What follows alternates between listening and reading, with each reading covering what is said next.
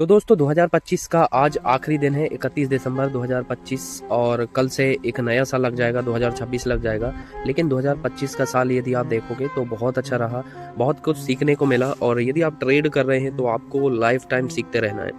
इसी के साथ 2026 में अपन को बहुत सारी मिस्टेक्स नहीं करनी है 2025 में करी थी, तभी आप लाइफ में आगे बढ़ पाओगे। क्योंकि सेम मिस्टेक्स यदि आप करते रहोगे, सपोज आप ओवर ट्रेड करते हो तो आप ओवर ट्रेड करते रहोगे तो लाइफ में आगे नहीं बढ़ पाओगे, आपकी कैपिटल खत्म हो जाएगी। यदि आप रिस्क रिवॉर्ड मनी मैनेजमेंट को फॉलो नहीं करते हो तो ना चाहते हुए भी मार्केट आपसे फॉलो करवा लेगा। क्योंकि मार्केट आपको सारी चीज़ें या तो सिखा देगा या बाहर कर देगा। या तो आपको थप्पड़ मार के मार्केट सिखाएगा, बार बार आप वो चीज़ें करोगे, आपको समझ में आएगी, आपको मार्केट रुला देगा, आपको ना चाहते हुए भी वो चीज़ें फॉलो करनी पड़ेंगी जो मार्केट चाहता है, तब आप पैसा बना पाओगे। और सेकंड चीज़ ये है कि मार्केट सारी चीज़ें सिखाने के बाद आपको रिवॉर्ड करेगा। क्योंकि आप बहुत सारी चीज़ें, नेगेटिव चीज़ें लेके मार्केट में आते हो।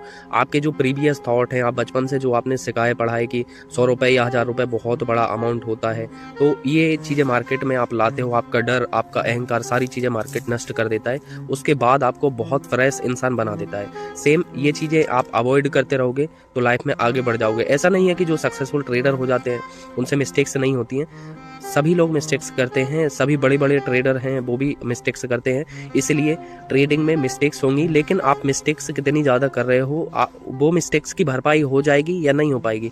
तो नुकसान यदि ले रहे हो तो वो अगले दिन रिकवर हो जाएगा या नहीं होगा। और यदि आप प्रॉफिट कर रहे हो तो अगले दिन उसका कितना नुकसान ले रहे हो। सपोज आप 10,000 का प्रॉफिट कर रहे हो तो 5,000 का नुकसान ले रहे हो।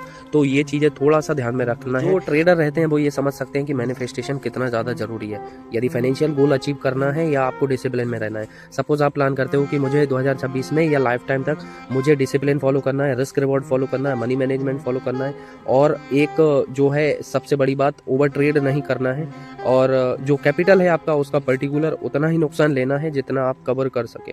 तो फालतू के ऐसे रिस्क नहीं लेना है कि मार्केट में आप अगली बार आ ना पाओ। So thank you so much guys, wish you a very very happy new year, और 2026 आपके लिए फाइनेंशियली बहुत अच्छा रहे। Thank you so much.